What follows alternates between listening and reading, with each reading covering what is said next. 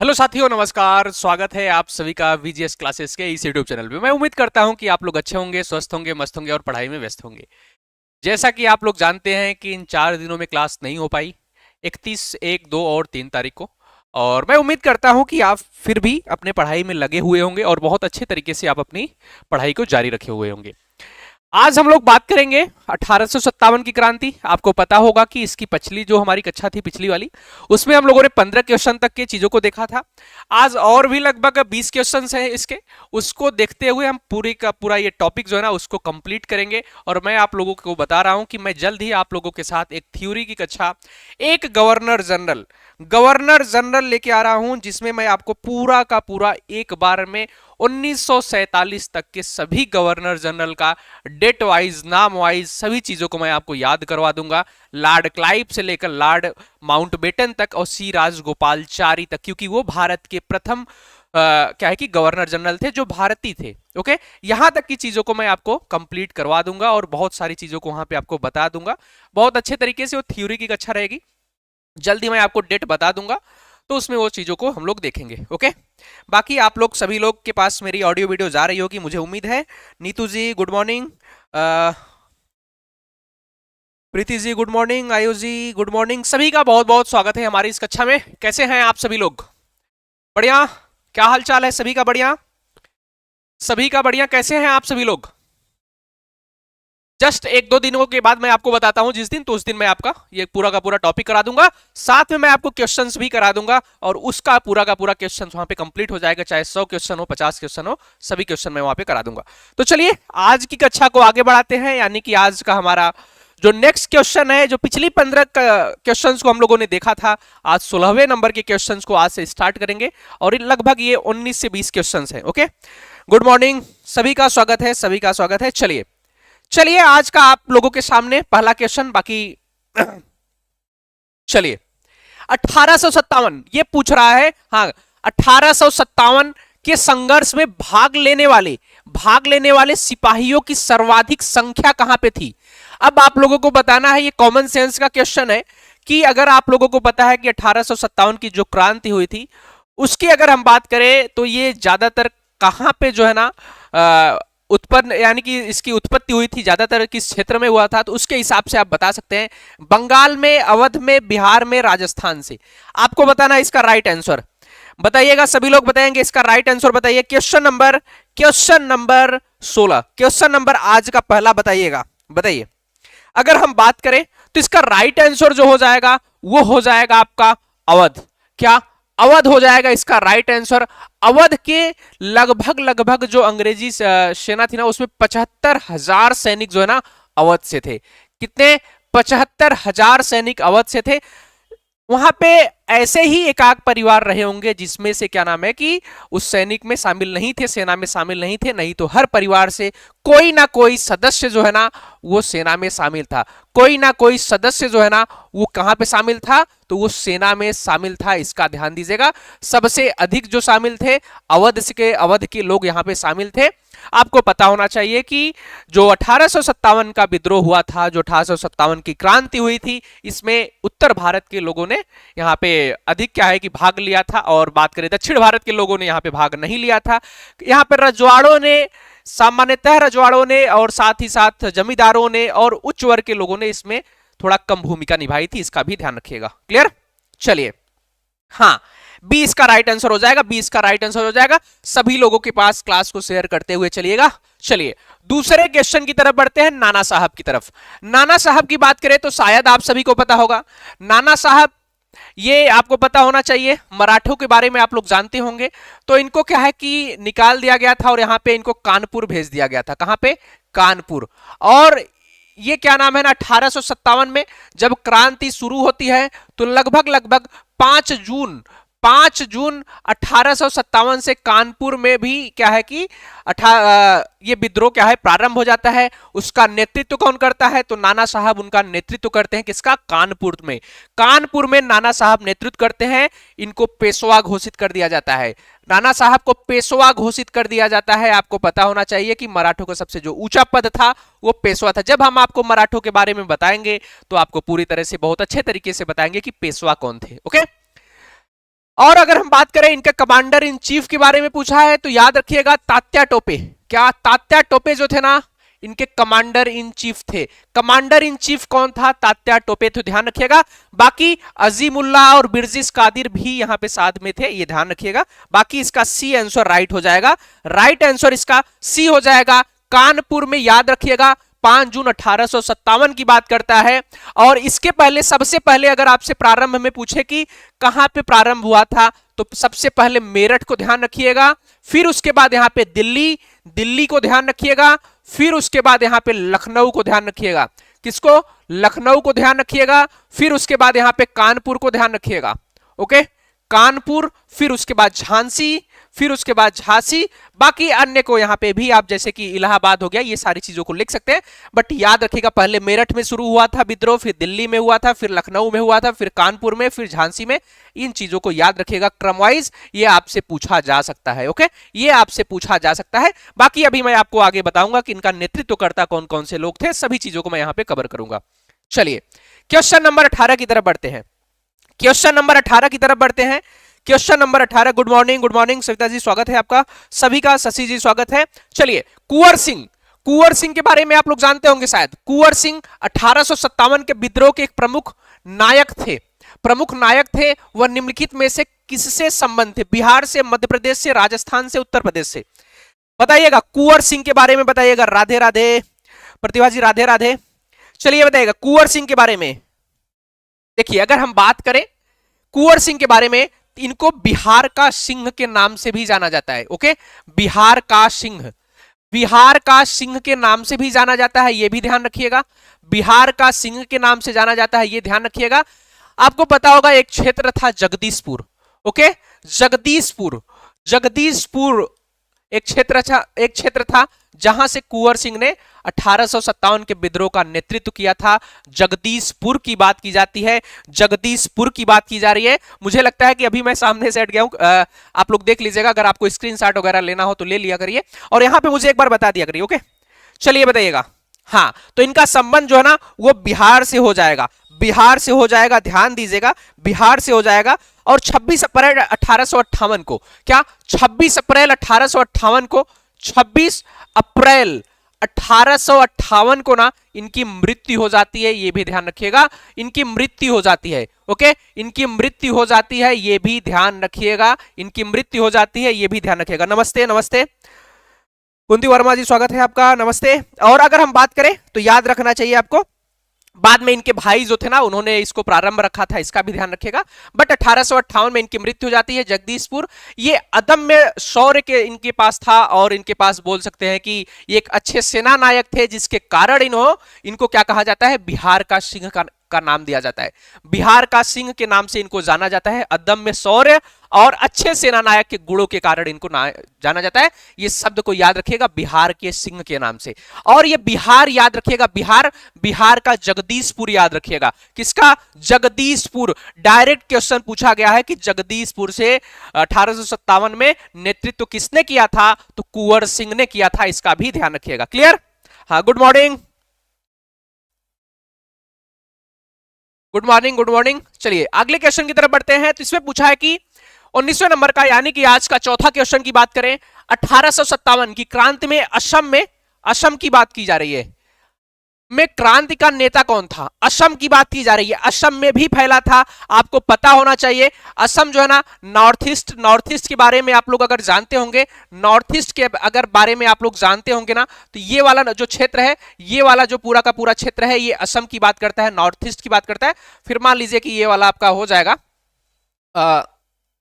Okay, ये वाला जो क्षेत्र है वो असम की बात करता है। बाकी ये दक्षिण भारत है, आपको पता होना चाहिए। नॉर्थ इंडिया इसके ऊपर हो जाएगा, आपको पता होना चाहिए सारी चीज। ये असम की बात है। असम की राजधानी जो है वो दिसपुर है, ये भी आपको पता होना चाहिए। ओके, असम की राजधानी वर्तमान में दिसपुर है, ये ध्यान दीजिएगा। यहां से पूछा है कि किसने यहां पे क्रांति का नेता था, क्रांति का नेता कौन था? चलिए बताइएगा, क्रांति के नेता के बारे में बताइए। असम के बारे में बताइएगा। हाँ, बढ़िया। हाँ, देखिए, हाँ, मनीराम दीवान। ओके, इसका राइट आंसर जो हो जाएगा वो हो जाएगा आपका दीवान मनीराम, दीवान मनीराम इसका राइट आंसर हो जाएगा, ध्यान दीजिएगा। दीवान मनीराम जो है ना ये क्रांति का नेता था, ये ध्यान दीजिएगा। अगर आपसे कभी पूछे कि कंदपेश्वर सिंह कहां से संबंधित थे, ये भी असम से संबंधित थे, ये राजा थे, और बाकी पियाली बरुआ भी असम से संबंधित थी। बट यहां पे क्या पूछा गया है, नेतृत्वकर्ता कौन था, तो वो था दीवान मनीराम दत्त। बाद में इसको जल्द ही वहां पे फांसी दे दी गई थी, जल्द ही फांसी दे दी गई और असम में विद्रोह को दबा दिया गया था। जल्द ही वहां पे फांसी दे दी गई थी और असम में विद्रोह को दबा दिया गया था, इसका भी ध्यान रखिएगा। गुड मॉर्निंग मीनाक्षी जी।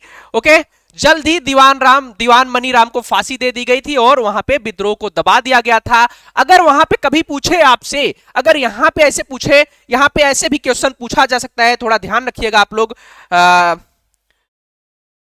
इस प्रकार से क्वेश्चन पूछा जा सकता है, मैं बता रहा हूं, 1 मिनट रुके।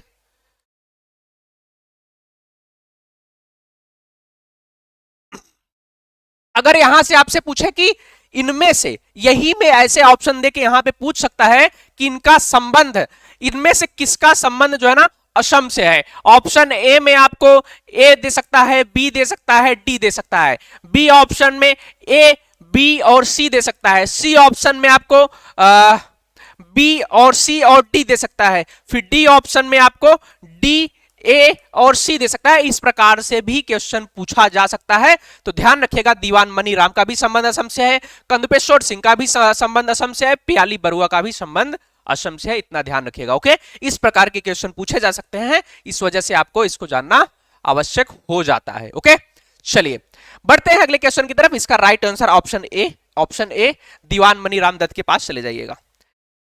ठीक है खुशबू जी, स्वागत है आपका। क्लियर, चलिए अगले क्वेश्चन की तरफ बढ़ते हैं। क्वेश्चन नंबर 20 यहां पे पूछा जा रहा है कि 1857 के विद्रोह में अंग्रेजों का सबसे कट्टर दुश्मन था, सबसे कट्टर दुश्मन था।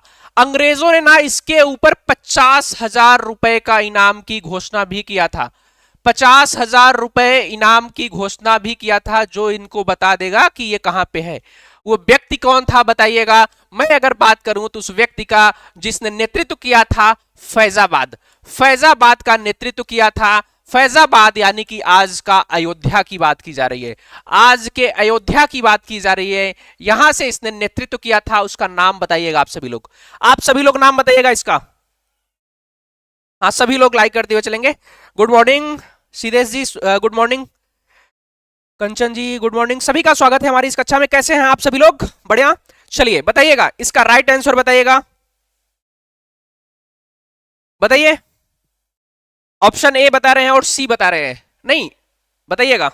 हाँ बहुत बढ़िया, बहुत सारे लोगों का सही है, अच्छा है। ऑप्शन सी नहीं, ऑप्शन ए की बात करता है, मौलवी अहमदुल्ला शाह की बात करता है, मौलवी अहमदुल्ला शाह की बात करता है। ध्यान रखिएगा क्वेश्चन नंबर 20 मौलवी अहमदुल्ला शाह की बात करता है। फैजाबाद से इसने क्या था, इसके ऊपर इसको पकड़ने के लिए अंग्रेजों ने 50,000 रुपए का इनाम भी रखा था, इसका भी ध्यान रखिएगा। ऑप्शन ए राइट आंसर होगा, ऑप्शन ए राइट आंसर होगा। और इसने कहा था कि सभी, इसने कहा था कि सारे लोग काफिर अंग्रेजों के विरुद्ध, इसने कहा था कि सारे लोग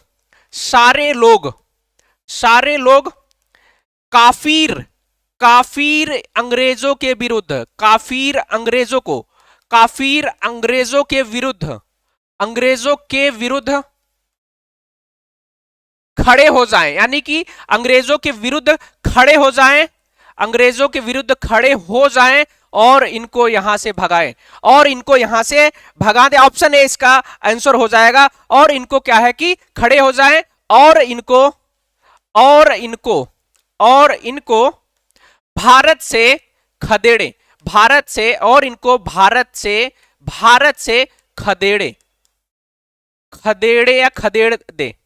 ओके, खदेड़ दे, ये किसका स्टेटमेंट था, तो ये था मौलवी अहमदुल्ला शाह का, मौलवी अहमदुल्ला शाह का था। ये अंग्रेजों का सबसे बड़ा दुश्मन था। फैजाबाद से इसने क्या नाम है कि नेतृत्व किया था। 50,000 रुपए इसके इनाम स्वरूप इसके ऊपर लगा भी था। मुझे उम्मीद है कि आपको अच्छे से चीजें समझ में आ गई होंगी। ओके, मुझे उम्मीद है कि आपको अच्छे से चीजें समझ में आ गई होंगी। अगर चीजें क्लियर है तो हम लोग आगे बढ़ते हैं। क्या ये पॉइंट क्लियर है? क्या ये पॉइंट क्लियर है? अगर आप लोग को दिख रहा हो तो हम आगे बढ़ते हैं, अगले क्वेश्चन की तरफ बढ़ेंगे। बताइएगा क्लियर? चलिए अगले क्वेश्चन की तरफ बढ़ते हैं। क्वेश्चन नंबर 21 यहां पे पूछा जा रहा है कि 1857 के विद्रोह को किस उर्दू कवि ने देखा था? मीर तकी मीर, जोक, गालिब, इकबाल। आपको बताना है कि इसमें किस कवि ने इसको देखा था, इसको बताना है आपको। 1857 के जो क्रांति था, 1857 का प्रथम स्वतंत्रता संग्राम था, मेरठ क्रांति जो था, अब बताइएगा 1857 का विद्रोह जो था किस कवि ने देखा था, किस उर्दू कवि ने देखा था? बताइएगा, सभी लोग बताएंगे। क्या बता रहे हैं सभी लोग? बताइए, बताइएगा सभी लोग बताते हुए चलिए। क्या हो जाएगा इसका राइट आंसर? क्वेश्चन नंबर 21 का बताइए, क्या बता रहे हैं सभी लोग? बताइएगा।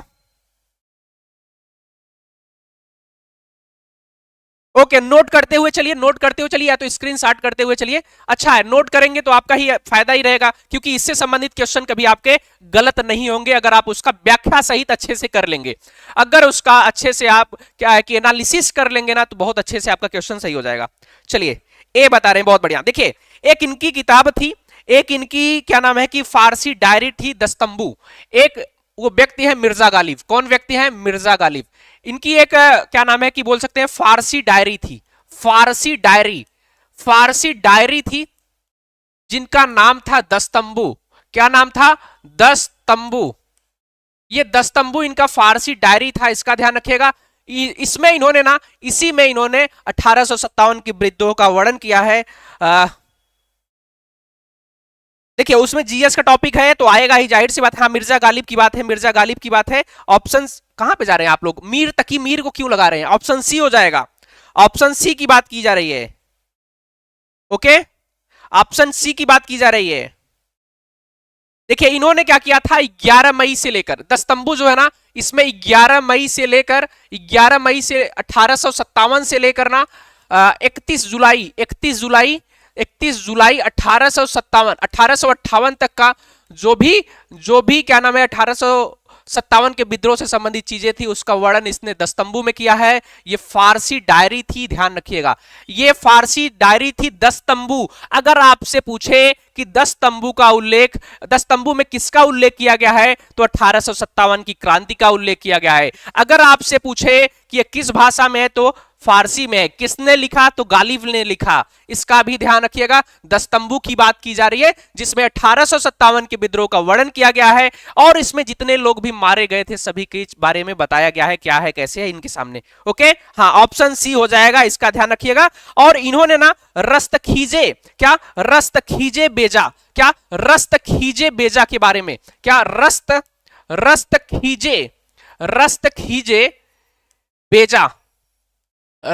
खीजे बेजा का वर्णन किया है। इन्होंने कहा है कि जो ये युद्ध था, जो ये 1857 का, गुड मॉर्निंग, जो ये 1857 का युद्ध था ना, इसको इन्होंने बेकार की कयामत कहा है। रस्त खीजे बेजा यानी बेकार की कयामत, बेकार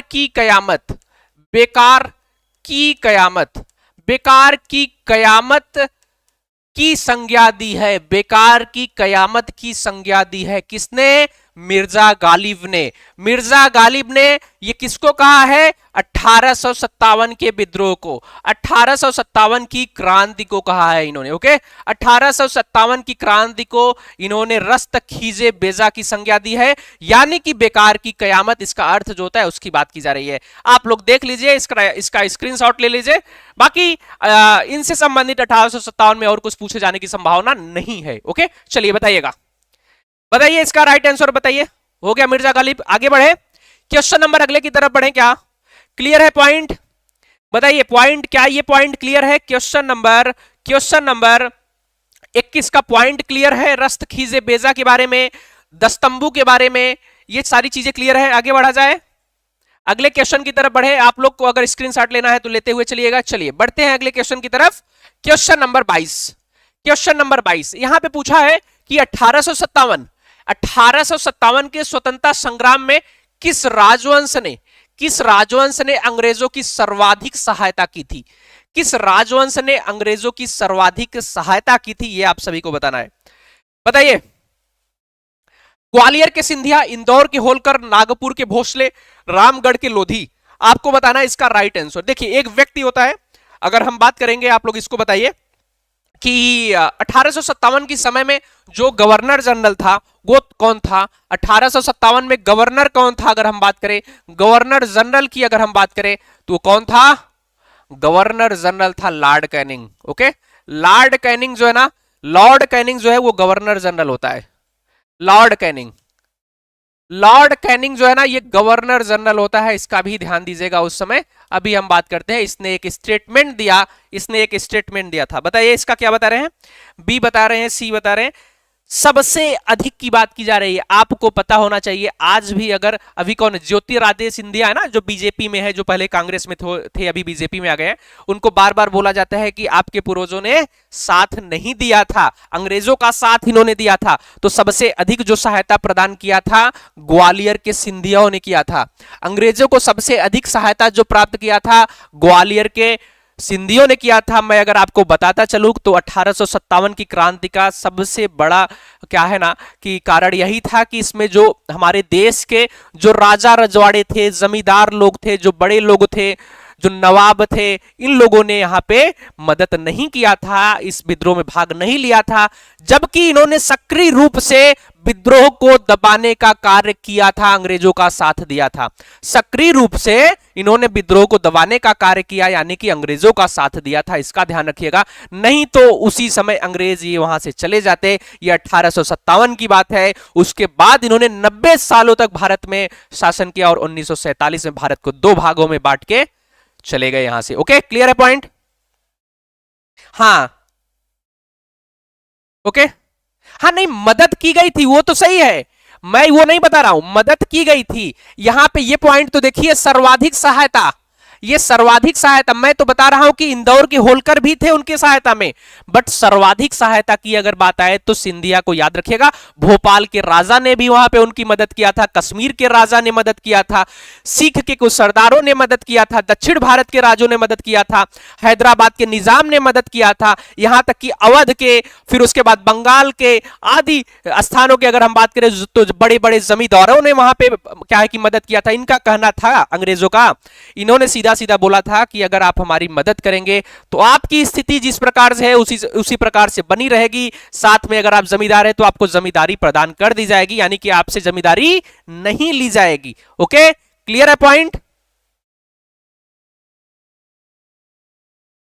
गवर्नर जनरल जैसे कि एक क्षेत्र में जैसे कि औपनिवेशिक जो शासन था, औपनिवेशिक शासन के, भारत में जो औपनिवेशिक शासन था उसके एक क्षेत्र को शासित करने के लिए कंपनी द्वारा एक व्यक्ति को वहां पे रखा जाता था, उसी को कहा जाता था गवर्नर जनरल। गवर्नर का मतलब गवर्निंग बॉडी, यानी कि उसके ऊपर नियंत्रण स्थापित करने वाला व्यक्ति, उस स्थान पे नियंत्रण स्थापित करने वाला व्यक्ति सर्वे सर्वा बोल सकते हैं, उस स्थान का सर्वे सर्वा ही वो व्यक्ति था, वो लॉर्ड कैनिंग था उस समय। क्लियर हुआ?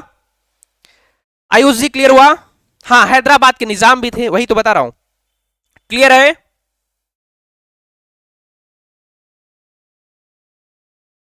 हाँ, देखिए, और इसने क्या कहा था लॉर्ड कैनिंग ने?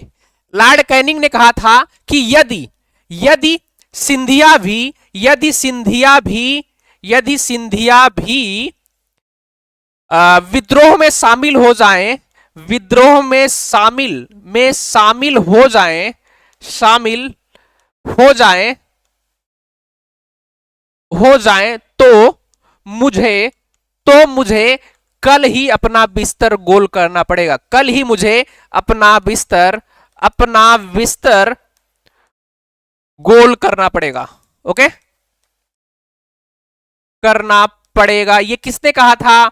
तो ये कहा था लॉर्ड कैनिंग ने। किसके बारे में कहा था? तो सिंधिया के बारे में कहा था, सिंधिया के बारे में कहा था। ये सारी चीजों को देख लीजिएगा, ग्वालियर के सिंधिया की बात की जा रही है, इसका राइट आंसर हो जाएगा। बाकी मदद लगभग सभी बड़े लोगों ने किया था, ये ध्यान रखिएगा। ओके, जो इस विद्रोह था, ये विद्रोह में सामान्यतः वो लोग शामिल थे जिनको या तो अंग्रेजों के द्वारा शासित किया गया था, जैसे कि वो 8 राज्य जो हड़प नीति के तहत शामिल कर लिए गए थे, उसमें अवध था, झांसी था, ये सारे थे। अगर बात करें तो वो लोग शामिल उसमें हुए थे। अब झांसी रानी लक्ष्मीबाई क्यों थी, नाना साहब क्यों थे? क्योंकि इनको उनका राज्य से क्या है कि दखल कर दिया गया था उनको, इसलिए शामिल थे। बाकी इसमें सामान्य लोग थे और सैनिक लोग थे। ओके, ये ध्यान रखिएगा। तो इसका राइट आंसर ऑप्शन ए हो जाएगा। चलिए बढ़ते हैं क्वेश्चन नंबर 23 की तरफ। यहां पे पूछा है, देखिए यहां पे सीधा सीधा पूछ लिया है। ओके, हाँ वही चीज यहां पे देखिए, यहां पे क्या पूछा है 23 नंबर का। निम्नलिखित वर्गों में किसने 1857 के विद्रोह में भाग नहीं लिया? नहीं शब्द को अगर आप लोग पढ़ लेंगे तो सोचिए कि आपका आधा काम हो गया। यहां पे दिया है खेतीहर मजदूर, साहूकार, कृषक और जमींदार। यहां पे आपको बताना है कि कौन से लोगों क्या है कि इसमें शामिल नहीं हुए थे। आसान सा क्वेश्चन, कॉमन सेंस का क्वेश्चन, आसान सा क्वेश्चन, कॉमन सेंस का क्वेश्चन बताइएगा। आसान सा क्वेश्चन, कॉमन सेंस का क्वेश्चन याद रखिएगा। बताइएगा क्वेश्चन नंबर 23 को बताइएगा, क्वेश्चन नंबर 23 को बताइएगा, इसका राइट आंसर क्या हो जाना चाहिए।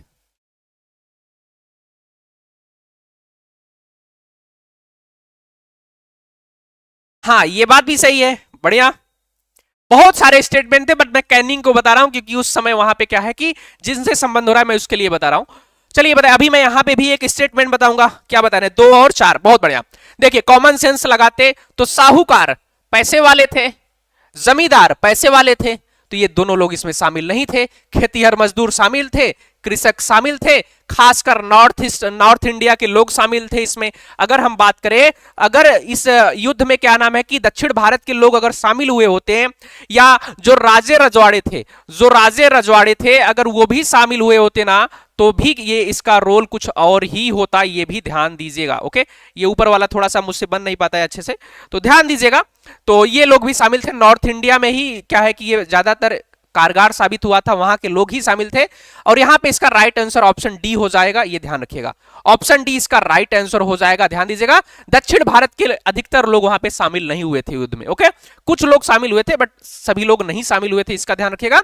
साहूकार और जमींदार इसका राइट आंसर हो जाएगा। अगर इसमें और आपसे पूछे, अगर आपसे और यहां पे पूछ ले तो ध्यान रखिएगा, अगर आपसे और पूछ ले तो ध्यान रखिएगा, जैसे कि सिंधिया, सिंधिया जो हो गए ये नहीं थे इसमें। फिर उसके बाद होलकर भी नहीं थे, होलकर, होलकर इंदौर के होलकर वो भी नहीं थे। फिर बात करें कश्मीर के राजा भी इसमें शामिल नहीं थे, कश्मीर के राजा। ओके, जमींदार, बड़े जमींदार भी इसमें शामिल नहीं थे, बड़े जमींदार शामिल नहीं थे जिनको क्या है इन्होंने दे दिया था। फिर उसके बाद बंगाल के राजा, बंगाल के राजा भी शामिल नहीं थे, बंगाल के राजा भी यहां पे शामिल नहीं थे। साथ में अगर हम बात करें तो हैदराबाद के निजाम, हैदराबाद, हैदराबाद के निजाम भी इसमें शामिल नहीं थे। ओके, हैदराबाद के निजाम भी शामिल नहीं थे। कुछ सिख लोग शामिल नहीं थे, बहुत सारे लोग इसमें शामिल नहीं थे, इसका ध्यान दीजिएगा। बहुत सारे लोग इसमें शामिल नहीं थे। शामिल की बात आएगा तो खेतीहर मजदूर, कृषक, सामान्य वर्ग और बोल सकते हैं कि सैनिक जो थे वो इसमें शामिल थे। बाकी ये लोग इसमें अंग्रेजों का इन्होंने साथ दिया था। किसका? अंग्रेजों का साथ दिया था, अंग्रेजों का साथ दिया था, अंग्रेजों का साथ दिया, अंग्रेजों का साथ दिया था, ये ध्यान दीजिएगा। ओके, अंग्रेजों का साथ दिया था, इसका ध्यान रखिएगा। क्लियर? हाँ ये बात भी सही है, ये बात भी सही है। हाँ मालिक, हाँ वही मालिक का मतलब वही नवाब वगैरह, राजा वगैरह वही तो हो गए ना। क्लियर? देखिए एक एक व्यक्ति थे, राधे राधे रागनी जी, देखिए एक व्यक्ति थे जिनका नाम था कैनिंग, वो तो है ही। उन्होंने क्या बोला था कि इन शासकों तथा सरदारों ने तूफान के आगे, इसने कहा था इन शासकों एवं सरदारों ने तूफान के आगे बांध का कार्य किया था, यानी कि तरंग रोधक का कार्य किया था, नहीं तो ये तूफान जो है ना हमको बहा ले जाता, बहा ले जाता। किसने कहा था? कैनिंग ने कहा था। कैनिंग ने क्या कहा था? कैनिंग ने, कैनिंग ने क्या कहा था कि इन सरदारों और नवाबों ने, इन सरदारों और नवाबों ने, इन सरदारों और नवाबों ने, सरदारों और नवाबों ने, वो ने तूफान के सामने, तूफान, तूफान के सामने, तूफान के सामने एक रोधक का कार्य किया था। ओके, तरंग रोधक बोल सकते हैं उसको, तरंग रोधक। आगे सामने क्या है ना, बांध का कार्य किया था, बांध या तरंग रोधक का कार्य किया था, तरंग रोधक, तरंग रोधक का कार्य किया था, तरंग रोधक का कार्य किया था। कार्य किया था, नहीं तो यह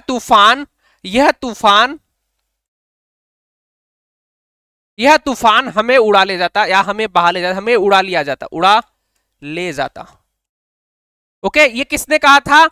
ये भी ध्यान दीजिएगा, इसको भी कैनिंग ने ही कहा था, इसको भी कैनिंग ने कहा था। जाहिर सी बात है, अगर सोचिए ना, उस समय जब ये लोग थे, राजा नवाब, ये सारे लोग थे, अगर उन्होंने साथ दिया होता तो क्या भारत जो 1947 में आजाद हुआ, तो क्या 1857 में नहीं आजाद हो सकता था? हो सकता था, क्योंकि बहुत सारी चीजें थी। अब सोचिए, इसके बाद क्या होता है ना, बहुत सारी घटनाएं हो जाती हैं, अभी मैं आगे बताऊंगा। इसके बाद क्या होता है कि जब ये विद्रोह समाप्त हो जाता है तो अंग्रेजों के जो सैनिक थे उनको बढ़ा दिया जाता है, भारतीय सैनिकों को घटा दिया जाता है, ये सारी चीजें होंगी, अभी आगे मैं आपको बताता हूं। इसका राइट आंसर ऑप्शन डी याद रखिएगा। चलिए क्वेश्चन नंबर अगले की तरफ बढ़े, आप लोग एक बार देख लीजिए, स्क्रीनशॉट ले लीजिए, जो भी लेना हो इसका। ओके, वो सर पढ़ाते हैं, अभिषेक सर पढ़ाते हैं करंट अफेयर। ओके, अच्छा पढ़ा रहे हैं, आप उनको देखिए। आप वहां पे क्या है, करंट अफेयर कितने बजे क्लास चलती है? सुबह 8 बजे से क्लास होती है, आप उसको देख सकते हैं ना। करंट अफेयर बहुत अच्छे से चल रहा है, आप लोग देख सकते हैं उसको। ये सारी चीजें रही। चलिए अब हम लोग बढ़ते हैं अगले क्वेश्चन की तरफ। यहां पे पूछा है कि 1857 के विद्रोह से बिहार का कौन सा भाग अप्रभावित रहा था? प्रभावित नहीं रहा था या अप्रभावित रहा था, आपसे पूछा जा रहा है। ओके, हाँ हो सकता था, जाहिर सी बात है। ओके खुशबू जी, ओके ठीक है ठीक है। चलिए बताइए क्वेश्चन नंबर, इसको बताइएगा, क्वेश्चन नंबर 24, बिहार का कौन सा भाग अप्रभावित रहा? पहली बात, जब बिहार का नाम आए तो आपको कुंवर सिंह के बारे में नाम जरूर याद आना चाहिए। ओके, कुंवर सिंह के बारे में नाम याद आना चाहिए था, कुंवर सिंह के बारे में नाम याद आना चाहिए था, कुंवर सिंह। साथ में जगदीशपुर भी याद रखिएगा, जगदीशपुर भी याद रखिएगा, इनका ध्यान दीजिएगा। ओके, इनको ध्यान दीजिएगा। यहां पे पूछा है कि कौन से शामिल नहीं थे? दानापुर, पटना, आरा, मुजफ्फरनगर और मुंगेर। इसमें से शामिल कौन नहीं था? ये आपके क्वेश्चन जो है ना, ये यूपीएससी टाइप के हैं, यूपीएससी में ऐसे क्वेश्चन पूछे जाते हैं, पीसीएस में भी ऐसे क्वेश्चन पूछे जाते हैं, तो ये थोड़ा सा हो जाता है कठिन, बट अगर आप लोग यहां पे बता पाएंगे तो ठीक है, नहीं तो कोई दिक्कत नहीं। हाँ बहुत बढ़िया, हाँ मुंगेर की बात करता है, मुंगेर की बात करता है, बहुत बढ़िया। इसका ऑप्शन बी हो जाएगा 5वें नंबर। सिर्फ मुंगेर जो था, बाकी इन सभी स्थानों पे क्या नाम है कि विद्रोह का क्या है कि ज्वाला जली थी। इन सभी स्थानों पे विद्रोह की ज्वाला जली थी, चाहे दानापुर हो, चाहे पटना हो, चाहे आरा हो, चाहे मुजफ्फरपुर हो। ओके, इसका ध्यान रखिएगा। चलिए बढ़ते हैं क्वेश्चन नंबर अगले की तरफ। यहां पे पूछा जा रहा है कि आपको बताना है कि मिलान करना है। आसान सा क्वेश्चन है, आपको किसी भी प्रकार की कोई दिक्कत नहीं होनी चाहिए, आपको किसी भी प्रकार की कोई दिक्कत नहीं होनी चाहिए। ओके ओके, बताइएगा बताइएगा इसको, बताइएगा इसका आंसर बताइएगा। इसमें ऑप्शन थोड़ा सा देखिए, कोई दिक्कत नहीं है, ऑप्शन एक दो देखेंगे तो हो जाएगा, क्लियर है। बताइएगा इसका राइट आंसर बताइएगा। Question number, good morning Maria ji, good morning. चलिए बताइए इसका राइट आंसर। आसान सा क्वेश्चन है, एक दो ऑप्शन से आप लगा सकते हैं। जैसे कि मान लीजिए कि आपको झांसी पता है, तो झांसी में ए में आप चले जाइए, चौथे में ए से आप लोग पहुंच जाइए। एलिमिनेट कैसे किया जाता है, चौथे में पहुंच जाइए।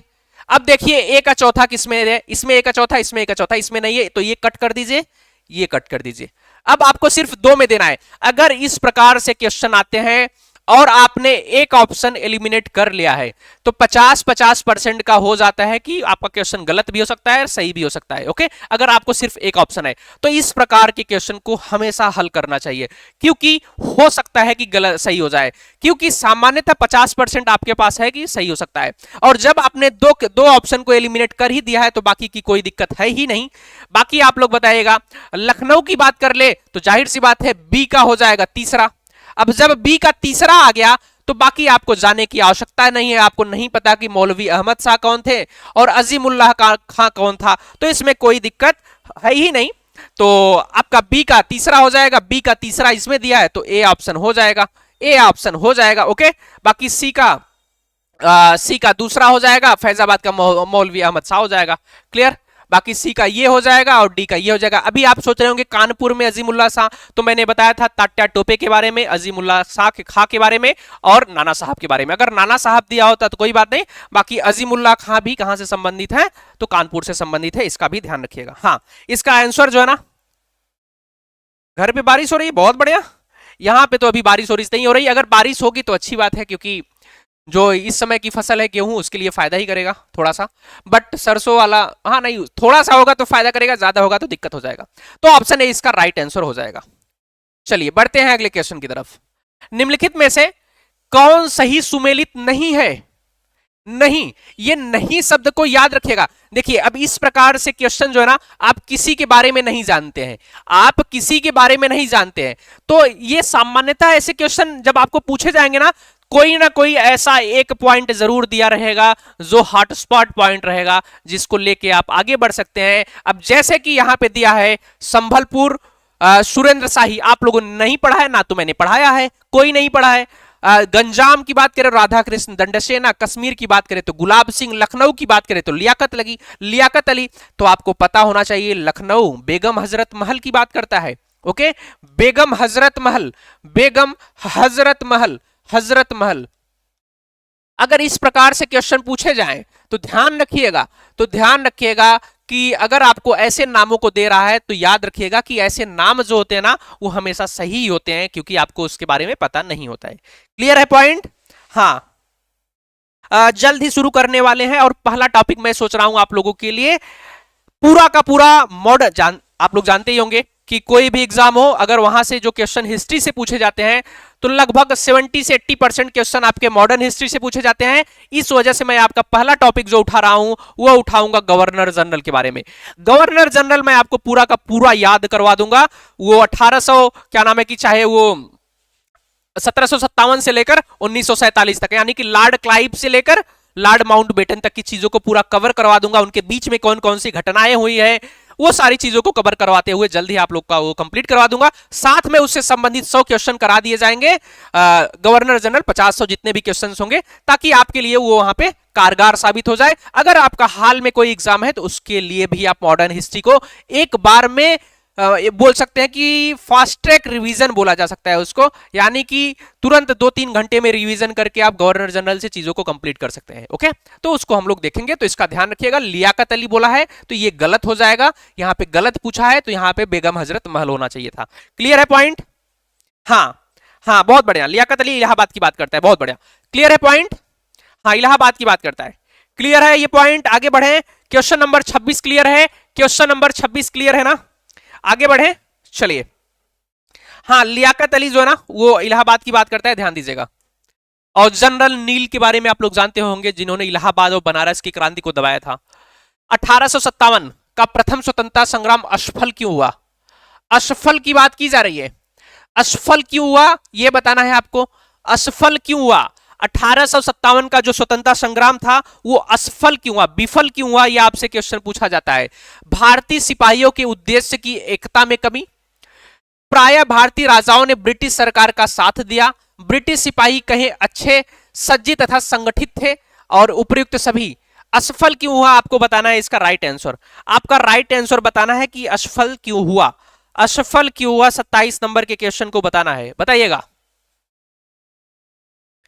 क्वेश्चन नंबर क्या बता रहे हैं आप लोग? हाँ, बहुत बढ़िया। देखिए, अगर हम बात करें असफलता के कारण, यानी कि 1857 का क्रांति असफल क्यों हुआ। ओके, 1857 की क्रांति,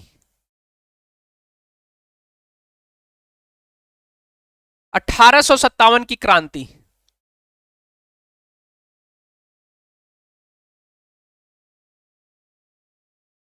असफल क्यों हुआ? असफलता, असफलता के कारण, असफलता के कारण की अगर हम लोग बात करेंगे ना कभी, तो ध्यान रखिएगा इसके असफलता के कई कारण थे। पहली बात, नेतृत्व की कमी थी, नेतृत्व की कमी, नेतृत्व की कमी थी। याद रखिएगा, नेतृत्व की कमी थी, ये चीज पॉइंट को याद रखिएगा।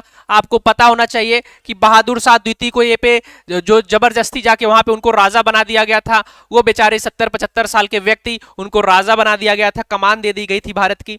फिर दूसरे की बात करें, यहां पे धन का अभाव भी था, धन का अभाव भी था, धन का अभाव, ये पॉइंट भी ध्यान रखिएगा। ओके, धन का अभाव था।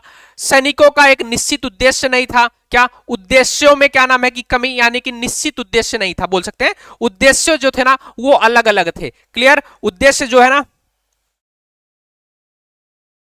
हेल्थ साइंस, ओके, जैसा होता है मैं बताता हूं आपको। ओके ओके, ठीक है। सैनिकों की बोल सकते हैं कि उद्देश्य, सैनिकों के उद्देश्यों की एकता में कमी, सैनिकों की उद्देश्य, उद्देश्य में एकता की कमी, में एकता की कमी, एकता की कमी, यानी कि इनका अलग अलग उद्देश्य था एक तरह से, ये भी ध्यान रखिएगा। फिर अच्छे हथियारों का ना होना, अच्छे हथियारों का ना होना, अच्छे हथियारों का ना होना, हथियारों, जहां पे अंग्रेज का ना होना, जहां पे अंग्रेज लोग क्या है बंदूक का प्रयोग करते थे, यहां पे लाठी डंडा, लाठी डंडा, यही तलवार वगैरह लेके चलते थे, जो भी था इनके हाथ में वो लेके इन्होंने ये निकल लिए थे। बाकी राजा रजवाड़ों का, क्या राजे, राजा और रजवाड़ों का, राजा और रजवाड़ों का, और रजवाड़ों का साथ ना देना, साथ ना देना, ये भी ध्यान रखिएगा। ये सारी चीजें जो है ना, ये सारी चीजें जो हैं किनके नेतृत्व यानी कि इनकी असफलता के कारण को बताती हैं। और इनकी जो सैनिक शक्ति थी वो अंग्रेजों की तुलना में कमजोर थी, अंग्रेजों की तुलना में कमजोर, अंग्रेजों की तुलना में कमजोर, अंग्रेजों की तुलना में कमजोर, इसका भी ध्यान रखिएगा, तुलना में कमजोर। और भी बहुत सारे कारण आप लोग यहां पे लिख सकते हैं, बहुत सारे कारण लिख सकते हैं। यानी कि एक चीज और लिख सकते हैं कि जो निश्चित चीज थी, यानी कि जब विद्रोह को शुरू करना था तब नहीं शुरू किया गया, लगभग 31 मई को शुरू करने की बात की गई थी, लेकिन इसको 10 मई को ही स्टार्ट कर दिया गया था। ये सारी घटनाएं, बहुत सारी चीजें थी। बाकी ये सारी चीजें आपको आप लोग याद रखिएगा। आप लोग एक बार इसका स्क्रीनशॉट लेना चाहते हैं तो ले सकते हैं। तो ये असफलता के कारण थे इसके, ओके, ये असफलता के कारण थे 1857 की क्रांति के, और यही कारण थे जिसके कारण ये असफल हो गए थे, यहां पे हार गए थे। क्लियर, क्लियर है पॉइंट? चलिए, और उम्मीद है कि आपका सही रहा होगा। ये देख लीजिए, देख लीजिए, वही बोला है कि सिपाहियों के उद्देश्य की एकता में कमी, भारतीय राजाओं की ब्रिटिश सरकार का साथ दिया, जाहिर सी बात है, और ब्रिटिश सिपाही की अच्छे सज्जित तथा संगठित थे, यानी कि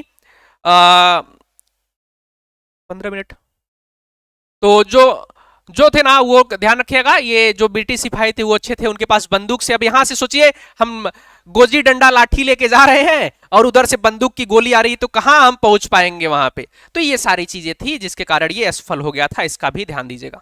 चलिए अगले क्वेश्चन की तरफ बढ़ते हैं, यानी कि क्वेश्चन नंबर 28 की तरफ।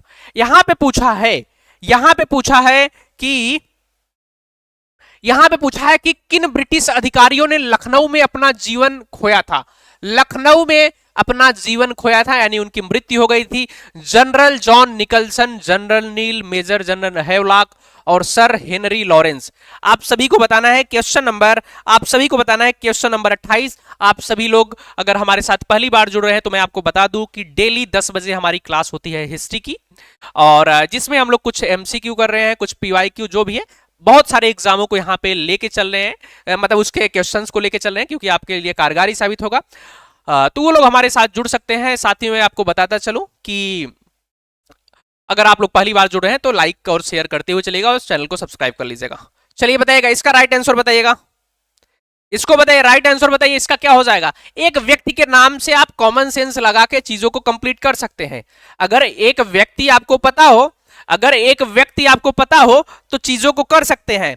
कॉमन सेंस लगाइए, मैंने आपको बताया है एक व्यक्ति के बारे में, एक व्यक्ति के बारे में बताया है। आप लोग क्या बता रहे हैं, सभी लोग बताइए, चलिए बताइए, सी बता रहे हैं, और सभी लोग, बहुत बढ़िया, बहुत बढ़िया। जनरल जॉन निकलसन के बारे में याद रखिएगा, ये दिल्ली थे, क्या दिल्ली, दिल्ली में ध्यान रखिएगा इनका था। बाकी ये तीनों जो है ना लखनऊ की बात करता है। एक व्यक्ति से आप एलिमिनेट कर दीजिए, जनरल जॉन निकलसन, अगर एक पहला नहीं है तो ये भी कट जाएगा, ये भी कट जाएगा और ये भी कट जाएगा, यानी कि आपको और कुछ जानने की जरूरत ही नहीं है। ऑप्शन सी इसका राइट आंसर हो जाएगा, ऑप्शन सी राइट आंसर हो जाएगा, कोई जानने की आवश्यकता है ही नहीं। तो इसका ध्यान रखिएगा, एलिमिनेट जरूर किया करिए, 2 3 4 इसका राइट आंसर हो जाएगा, ऑप्शन सी इसका राइट आंसर हो जाएगा। चलिए बढ़ते हैं अगले क्वेश्चन की तरफ, यानी कि क्वेश्चन नंबर 29। निम्नलिखित में से किसने 1857 के विद्रोह को एक षड्यंत्र की संज्ञा दी थी, एक षड्यंत्र की संज्ञा दी थी, आपको बताना है। सर जेम्स आउटम एवं डब्ल्यू टेलर, और वीए Smith, sir John Lawrence, TR Holmes. आप सभी को बताना है इसका राइट आंसर किसने षड्यंत्र की संज्ञा दी थी। इनका कहना था कि ये ना तो किसी प्रकार की क्रांति थी, ना तो किसी प्रकार का संग्राम था, स्वतंत्रता संग्राम था, और उन्होंने इसको षड्यंत्र बताया, हिंदू मुस्लिमों का षड्यंत्र बताया, ये भी ध्यान दीजिएगा। और एक पॉइंट मैं आपको और बता देता हूं यहां पे, राष्ट्रीय भावना की कमी याद रखिएगा। यहां पे एक पॉइंट और लिख लीजिएगा, राष्ट्रीय भावना की कमी, राष्ट्रीय भावना की कमी, राष्ट्रीय भावना की कमी भी याद रखिएगा, ये भी असफलता के कारण थे, यानी कोई राष्ट्रीय उद्देश्य नहीं था, इसका भी ध्यान रखिएगा। ओके, चलिए क्या बता रहे हैं आप लोग इसका आंसर?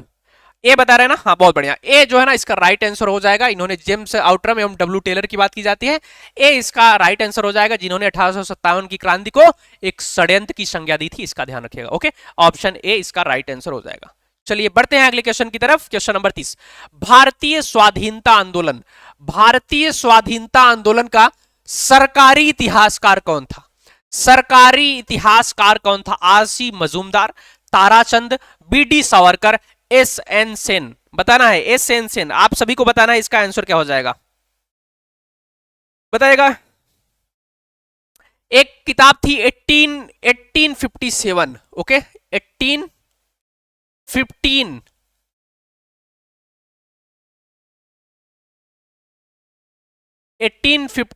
ये किताब थी, जो प्रकाशित हुई थी कब?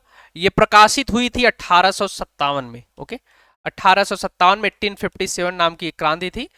इसको बताइएगा ये कौन, क्या बता रहे हैं आप लोग? हाँ बहुत बढ़िया, सुरेंद्र नाथ सेन की बात की जा रही है। एस एन सेन का मतलब सुरेंद्र नाथ सेन, सुरेंद्र नाथ सेन की बात की जा रही है। ओके, सुरेंद्र नाथ सेन की बात की जा रही है। इनकी किताब का नाम था 1857, 1857 इनकी किताब का नाम था, ये भी ध्यान रखिएगा। हाँ, ऑप्शन डी इसका एस एन सेन जो है इसका राइट आंसर हो जाएगा, इसका ध्यान रखिएगा। हाँ, सुरेंद्र नाथ सेन 18, हाँ एस एन सेन की बात की जाती है, ऑप्शन डी इसका राइट आंसर हो जाएगा, ये ध्यान दीजिएगा। ओके, चलिए बढ़ते हैं क्वेश्चन नंबर 31 की तरफ। यहां पे पूछा है कि 1857 की क्रांति के बारे में निम्नलिखित में से कौन सी एक अवधारणा सही है? कौन सी एक अवधारणा, कौन सी एक अवधारणा जो है ना वो सही है? ध्यान से पढ़िए, अच्छे से ये समझ में आ जाएगा, ये राइट आंसर तक आप पहुंच जाएंगे। भारतीय इतिहासकारों ने इसे भारतीय विद्रोह के रूप में वर्णित किया, ब्रिटिश इतिहासकारों ने एक स्वाधीनता का संग्राम कहा, इसने भारत में ईस्ट इंडिया कंपनी की शासन प्रणाली को मितप्राय बना दिया, यह क्रांति भारत में प्रशासनिक तंत्र को सुधारने हेतु की गई थी। इसका राइट आंसर, अच्छे से क्वेश्चन को पढ़ेंगे तो थोड़ा सा इसमें दिमाग लगाएंगे तो ये हो जाएगा आंसर। ओके, इस प्रकार के क्वेश्चंस को आपको पूछा जाता है। इसका बताइएगा इसका राइट आंसर क्या हो जाएगा, बताइएगा सभी लोग। मुझे उम्मीद है कि आपको दिखाई दे रहा होगा यहाँ पे। चलिए बताइएगा इसका राइट आंसर, बताइए क्वेश्चन नंबर 31 का राइट आंसर। बहुत बढ़िया, बहुत बढ़िया, अच्छी बात है। और बताइए, और सभी लोग बताइए इसका राइट आंसर क्या हो जाएगा। हाँ देखिए, इसने भारत में ईस्ट इंडिया कंपनी को क्या है, मित्रप्राय बना दिया। जाहिर सी बात है, आपको पता होना चाहिए, आपको पता होना चाहिए कि ईस्ट इंडिया कंपनी इसी समय से यहां से गायब हो चुकी थी, यानी कि अब जो है ना ताज का शासन हो गया था। ताज का शासन, ये क्या हुआ, ताज का शासन, यानी कि सत्ता का हस्तांतरण, यानी कि सत्ता का हस्तांतरण, सत्ता का हस्तांतरण, हस्तांतरण। ओके, सत्ता का हस्तांतरण हो गया इस युद्ध के बाद, यानी कि अब ईस्ट इंडिया कंपनी का किसी भी प्रकार से भारत में रोल नहीं था।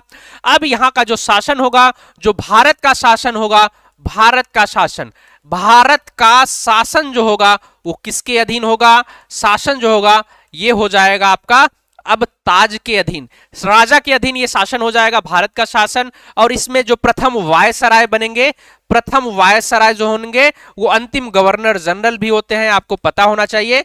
वायसराय की बात की जाएगी, जिसका लॉर्ड कैनिंग हो जाएगा नाम, लॉर्ड कैनिंग इनका नाम हो जाएगा, ये ध्यान दीजिएगा। लॉर्ड कैनिंग इनका नाम हो जाएगा, ये भी ध्यान दीजिएगा। अब भारत का शासन जो है ना वो ताज के शासन के अधीन आ जाएगा। अब ईस्ट इंडिया कंपनी यहां पे किसी भी प्रकार का इसका रोल यहां पे नहीं होगा, और भारत सचिव नामक एक पद की यहां पे नियुक्त की जाएगी, जो ब्रिटेन में रह के भारत के कार्यभार को संभालेगा, ये भी ध्यान दीजिएगा। दूसरी चीज, और 15 सदस्यीय टीम जो है ना उसके भारत सचिव के लिए बनाई जाएगी, जो भारत में रहकर काम करेगी, और ये अपना रिपोर्ट किसको देगी? भारत सचिव को देगी। क्लियर? ये भारत सचिव जो पद आया था वो इसी समय आया था, इसका भी ध्यान दीजिएगा। क्लियर? तो इसका राइट आंसर क्या हो जाएगा? ऑप्शन सी इसका राइट आंसर हो जाएगा। क्लियर है पॉइंट? हाँ, लॉर्ड कैनिंग। क्लियर है पॉइंट? क्या ये पॉइंट क्लियर है? और देखिए जो चीज यहां पे लिखी जा रही है वो तो इंपॉर्टेंट है ही, बाकी जो चीजें बोली जा रही है वो भी इंपॉर्टेंट है, इसका भी ध्यान दीजिएगा। जैसे भारत सचिव, और भारत सचिव की मदद के लिए 15 सदस्यीय टीम भी वहां पे बनाई गई थी। ओके, जिसकी अगर बात करें समाप्ति की, तो भारत सचिव का जो पद था ये 1947 में समाप्त हुआ, और जो 15 सदस्यीय टीम थी वो 1935 में ही भारत शासन अधिनियम में ही समाप्त कर दिया गया था। ओके, तो इसका भी ध्यान रखिएगा। चलिए क्वेश्चन नंबर 32, महारानी विक्टोरिया ने भारतीय प्रशासन को ब्रिटिश ताज के नियंत्रण में लेने की घोषणा कब किया था? ब्रिटिश बताया जा रहा है कि भारतीय प्रशासन को कौन? महारानी विक्टोरिया ने भारतीय प्रशासन को ब्रिटिश ताज के नियंत्रण में लेने की घोषणा किसने किया था? इसको ध्यान देना है, बताइएगा। हाँ, इसको बताइए। एक चीज और ध्यान दीजिएगा, यहां पे महारानी विक्टोरिया की बात की रही है, जब आपको एलिजाबेथ प्रथम की बात आए, ओके, एलिजाबेथ प्रथम की जब बात आएगी तो ध्यान दीजिएगा, इन्होंने यूरोपीय कंपनियों को, ईस्ट इंडिया कंपनी को 15 वर्षों के लिए ना 1600 में व्यापार का एकाधिकार दिया था। क्या? व्यापार का एकाधिकार दिया था, व्यापार का एकाधिकार प्रदान किया था, ये ध्यान दीजिएगा ईस्ट इंडिया कंपनी को। और उसके बाद एक व्यक्ति आते हैं जेम्स प्रथम आते हैं, ये सम्राट होते हैं इंग्लैंड के, ब्रिटेन के। इन्होंने क्या है कि असीमित समय के लिए अधिकार प्रदान किया गया था, असीमित समय के लिए। ओके, असीमित समय के लिए एकाधिकार दे दिया था, इसका भी ध्यान दीजिएगा। ओके, एकाधिकार जो है ना वो दे दिया था, इसका भी ध्यान दीजिएगा। बाकी मैं इसलिए यहां पे बता दे रहा हूं, तो एलिजाबेथ और विक्टोरिया में कंफ्यूज मत होइएगा। क्या बता रहे हैं सभी लोग? हाँ, ऑप्शन ए इसका राइट आंसर हो जाएगा। ऑप्शन ए इसका जो है ना वो राइट आंसर हो जाएगा। ध्यान दीजिएगा, 1858 1 नवंबर की बात की जा रही है। ओके, 1 नवंबर 1858 की बात की जा रही है, ध्यान दीजिएगा। जिसमें क्या है कि महारानी विक्टोरिया ने भारतीय प्रशासन को अपने हाथ में ले लिया, यानी कि अब भारत पे जो नियंत्रण होगा वो ब्रिटिश ताज के अनुसार होगा, यानी कि राजा के अनुसार होगा वहां के, यानी कि ताज के अंतर्गत आ गया, और जो ब्रिटिश ईस्ट इंडिया कंपनी थी उसको समाप्त कर दिया गया था। ओके, ईस्ट इंडिया कंपनी थे, अब वो भारत में शासन नहीं कर सकती थी, ये सारी चीजें थी। बाकी व्यापार के लिए तो व्यापार करेंगे ही, उसका कुछ था नहीं, बट अब ये शासन नहीं करेंगे। ओके, इसका ध्यान दीजिएगा, जो नियंत्रण था वो ब्रिटिश ताज के पास चला गया था। लॉर्ड कैनिंग के बारे में मैंने आपको बता ही दिया है। चलिए क्वेश्चन नंबर 33 की तरफ बढ़ते हैं। निम्नलिखित में से एक आयोग था जो 1857 में बना था। 1857 में क्या नाम है कि आयोग बना था। विद्रोह के दमन के बाद भारतीय फौज के 9 संगठन से संबंधित है, 9 संगठन से संबंधित एक आयोग बना था, जिसने ये बताया था कि क्या होगा, कैसे होगा। पब्लिक सर्विस आयोग, पील आयोग, हंटर आयोग, साइमन कमीशन आयोग। आप सभी को बताना है इसका राइट आंसर। क्वेश्चन नंबर 33 क्या बता रहे हैं सभी लोग? बताइएगा। क्वेश्चन नंबर 33 के बारे में बताइएगा, इसके बाद लास्ट क्वेश्चन हो जाएगा। सभी लोग बताएंगे, क्या बता रहे हैं सभी लोग? 33 का ए बी बता रहे हैं। देखिए, अगर हम बात करें ना तो 1857 में, हाँ, मेजर जनरल जोनाथन पील, मेजर जनरल व्यक्ति थे, क्या नाम था? मेजर जनरल जोनाथन पील। जोनाथन पील के नेतृत्व में, इनकी अध्यक्षता में एक रॉयल कमीशन का गठन किया गया था। एक रॉयल कमीशन का गठन किया गया था, यानी कि 9 संगठन का रॉयल कमीशन का गठन किया गया था। इसका ध्यान दीजिएगा, रॉयल कमीशन का गठन किया गया था, जिसको पील आयोग के नाम से भी जानते हैं, पील आयोग के नाम से भी जानते हैं, इसका भी ध्यान दीजिएगा। जिन्होंने क्या किया था, भारत में जो सैनिक थे ना, पहली बात तो जो सैनिक थे उनको जाति और धर्म के आधार पर बांट दिया था, धर्म और जाति के आधार पर बांटा, जाति के आधार पर, धर्म और जाति के आधार पर बांट दिया। यानी कि अब जो सैनिक होंगे ना वो धर्म और जाति का, यानी कि यहाँ पे मुस्लिमों की संख्या कम कर दी गई थी, मुस्लिम, क्योंकि 1857 में बहुत सारे मुस्लिम लोग शामिल थे, तो यहाँ पे मुस्लिमों की संख्या को कम कर दिया गया था। और उसके बाद अगर हम बात करें तो जो ब्रिटिश सैनिक थे, ब्रिटिश ब्रिटिश सैनिक की बात करें, ब्रिटिश सैनिक की बात करें तो इनकी जो संख्या थी वो 45,000 से 65,000 कर दी गई। क्या 45,000 से 45,000 से 65,000 कर दी गई थी, इसका ध्यान दीजिएगा। ओके, 65,000 कर दी गई थी। आप लोग ऑप्शन क्या बता रहे हैं? ऑप्शन आप बता रहे हैं एक, ध्यान दीजिएगा, ऑप्शन इसका पील आयोग होगा, ना कि साइमन कमीशन 1957 की 27 की बात करता है, जिसमें 7 लोग क्या नाम है गोरे थे। वो कहां पे आप लोग जा रहे हैं? ये 1927 की बात करता है साइमन आयोग। ओके, इसका ध्यान रखिएगा आप सभी लोग। ओके, इसका ध्यान दीजिएगा। और अगर हम बात करें तो ब्रिटिश सैनिक कितना हो गया था, फिर अगर हम बात करें भारतीय सैनिक की, तो भारतीय जो सैनिक थे ना उनकी संख्या कितनी थी? तो 2,38,000 थी। 2,38,000 इनकी संख्या थी, जिसको घटाकर घटाकर कितना कर दिया गया? 1,40,000। 1,40,000 इनकी संख्या कर दी गई, इतना ध्यान रखिएगा। और तीसरी चीज ध्यान रखिएगा, यहाँ पे जो इनका अनुपात था, बंगाल में जो अनुपात था वो सैनिकों का अनुपात वो 1:2 कर दिया गया था। बाकी मद्रास और मुंबई, मद्रास और मुंबई की बात करें, मद्रास और मुंबई की बात करें तो ये 1:3 था। 1:3 का ये था, इसका भी ध्यान रखिएगा। यानी कि एक अंग्रेजी सैनिक पे 2 भारतीय सैनिकों पे 1 अंग्रेज रहेंगे और मद्रास में 3 भारतीय सैनिकों पे 1 अंग्रेज रहेंगे। ये अनुपात इनका निर्धारित किया गया। याद रखें, बंगाल में 1:2, मुंबई और मद्रास में 1:3 की बात करता है। आप लोग इसको अगर स्क्रीनशॉट लेना चाहते हैं तो ले सकते हैं, क्या है कैसा है। बाकी मुझे उम्मीद है कि आपको अच्छे से समझ में आ गया होगा। जोनाथन पील के बारे में, रॉयल कमीशन के बारे में, ये सारी चीजें आपको समझ में आ गई होंगी। क्लियर है? बताइएगा। जो सेना के रेजिमेंट थे उनको जाति और धर्म के आधार पे बांटा गया था, इसका ध्यान रखिएगा। वही फूट डालो राज करो वाली नीति जो थी। चलिए, इसका जो आंसर हो जाएगा वो पीला आयोग हो जाएगा। ओके, चलिए बढ़ते हैं अगले क्वेश्चन की तरफ। और आज का अंतिम क्वेश्चन 1857 के विद्रोह के बाद, 1857 के विद्रोह के बाद ब्रिटिश सरकार ने सिपाहियों का इन प्रांतों में से चयन किया। उत्तर प्रदेश एवं बिहार के ब्राह्मण, पूर्व में बंगाली एवं उड़िया, गोरखा, सिख एवं पंजाबी उत्तर प्रांत से, मद्रास प्रेसिडेंसी एवं मराठा से। बताइएगा, इसको बताइएगा कहां से चयन किया? बताइए। Question number 34। उत्तर प्रदेश एवं बिहार के ब्राह्मण, पूर्व में बंगाली एवं उड़िया, गोरखा, सिख एवं पंजाबी उत्तर प्रांत से, मद्रास प्रेसिडेंसी एवं मराठा। क्या बता रहे हैं? हाँ, बहुत बढ़िया। सुपर ट्रेडर जी, यानी कि आप अच्छे से समझ में, आप पढ़ाई किए हैं हिस्ट्री वगैरह अच्छा से, बहुत बढ़िया। डी क्यों बता रहे हैं? मद्रास प्रेसिडेंसी और मराठा क्यों बता रहे हो आप? देखिए, अब देखिए, कॉमन सेंस लगाइए। जो हिंदू मुस्लिम थे, जो हिंदू मुस्लिम थे अवध के खासकर, तो जाहिर सी बात है वहां से जो है ना इन लोगों ने विद्रोह किया था, जाहिर सी बात है। और मंगल पांडे या ब्राह्मण व्यक्ति थे, उन्होंने सबसे पहले विद्रोह प्रारंभ किया था, क्योंकि धर्म के आधार पे किया था, आपको पता ही होना चाहिए। तो इन्होंने क्या किया, अब यहां से गोरखा, सिख एवं पंजाबी उत्तर प्रांत से इन्होंने अधिकतम संख्या, ऐसा नहीं है कि उत्तर प्रदेश के, अवध के, बंगाल के लोग नहीं थे, अधिकतम जो संख्या थी वो गोरखा, सिख और पंजाबी उत्तर प्रांत से इन्होंने इसमें परिवर्तन किया था, लोगों को लिया था। तो ये सारी घटनाएं थी। और अब जो इनकी संख्या थी 2,38,000 से लेकर 1,40,000 कर दी गई थी, ये भी ध्यान दीजिएगा। ओके, 1,40,000 इनकी संख्या कर दी गई थी, ये भी ध्यान रखिएगा। ओके, क्लियर है? इसका आंसर जो है ना ऑप्शन सी हो जाएगा, ऑप्शन सी। मुझे उम्मीद है कि आपको बहुत अच्छे से क्वेश्चन समझ में आ रहे होंगे और बहुत मजा आ रहा होगा आपको हमारे साथ पढ़ के।